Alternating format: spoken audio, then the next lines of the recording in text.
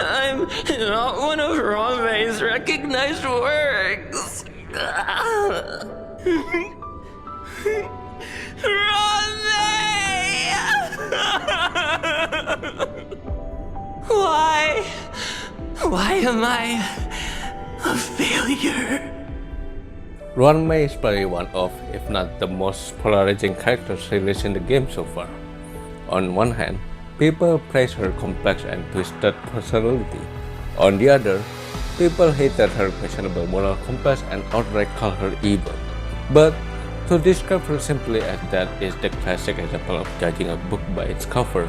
There are many other characters who can be considered to have done far more questionable stuff than Ruan Mei. But we give them a pass because they tend to treat us well and their bad actions were not targeted at us most of the time. While Ruan Mei is indeed far from being a good person, at least by society standards, I believe there's plenty of room for us to understand her better. Just a quick warning though, you might feel even more disturbed after knowing her better.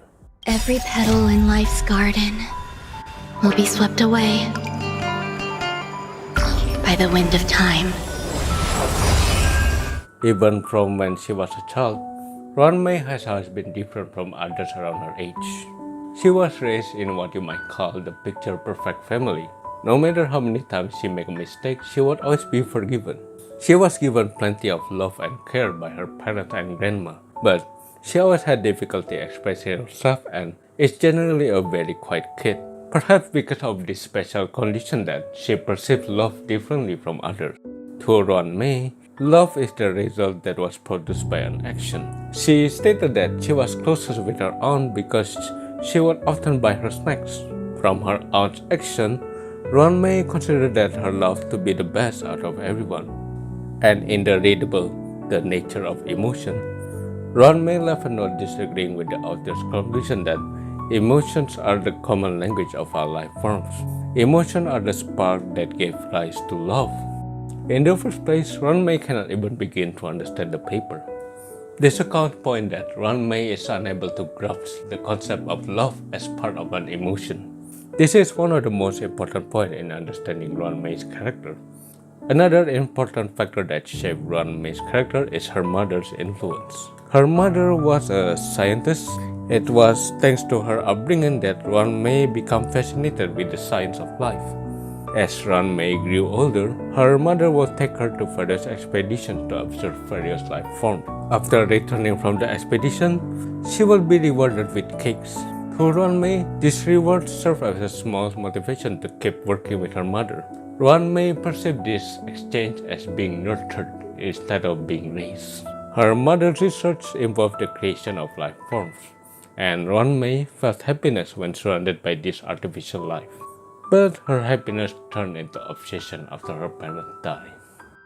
In the grand fabric of life, both parents are equal, and thus my name combines the surnames of each of my parents. As I've mentioned earlier, Ruan Mei cannot understand love, but this does not mean that she cannot feel sadness.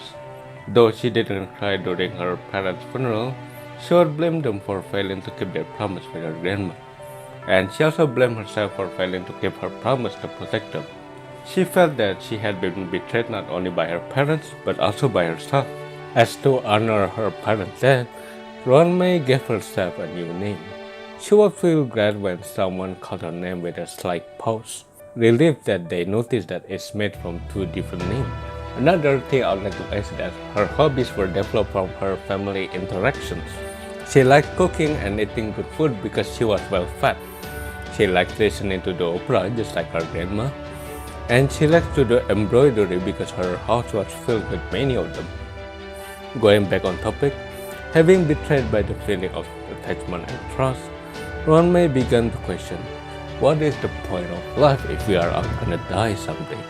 From then on, she decided to put absolute faith in science in order to understand the purpose of life. And so she secretly started a project to create a clone of her parents made from combination of data. Whenever she was asked anything about her home, she would look confused, as if she had forgotten everything about it. She would become engrossed in her research and started ignoring the laws of life. She would go so far to destroy the ecosystem of her planet to get her parents to open their eyes. and by the time she succeeded, the Aeonus descended to bless her. After this incident, Ruan Mei left her transmutated planet and began living like a hermit. She would become even more immersed in the research of life and had cut off any social interaction, at least until she met with Herta and Screwllum. There were two people that Ruan Mei always maintained contact with though, and they were her parents, who were practically zombies.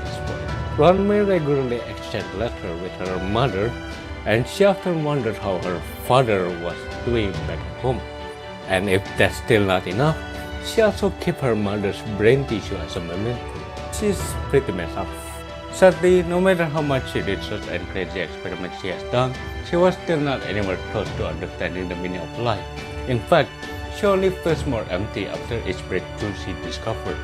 Essentially, she's like a gacha addict who has to keep pulling to keep her dopamine up, which is clearly shown in this wasteland. As one with a sensitive palate, I only need one small bite to judge the taste of a pastry. I favor seasonal ingredients such as fresh fruits, flowers, and herbs. Pristine slices of life preserved inside a pastry. These provide the best dopamine response food has to offer.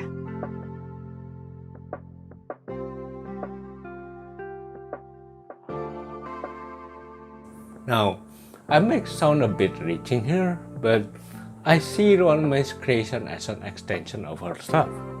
They yearn for Ruan Mei's love, but they don't even know what kind of love that they want. Is it friendship, family, or other kind of love? Since Ruan Mei also doesn't understand love, she doesn't know how to love the man. And because of her past trauma, she chose to ignore her children's cry. Having trust will lead to attachment, which will in the end lead to pain. This was the reasoning behind her tricking the Trailblazer. So for the sake of their well-being, it's best not to know anything about each other at all. While Trailblazer didn't really give Ruan Mei the unpredictable result that she always wanted, I think they succeeded in a way that Ruan Mei might not have realized. That is convincing her that it's okay to trust them. Trailblazers don't care if they are known as toilet researcher, freak, or pervert. I mean, they are even a name for themselves as the trash bin molester of the galaxy after all. And even after everything that her creation had gone through, they still chose to trust and fully support Ruan Mei. Their influence had clearly impacted Ruan Mei at the final scene where she faintly gestured toward her little creature to follow her. Slowly but surely, she began to show care for their conditions and interest in their growth. She even made a promise that she will visit them again, a promise that she will surely keep this time.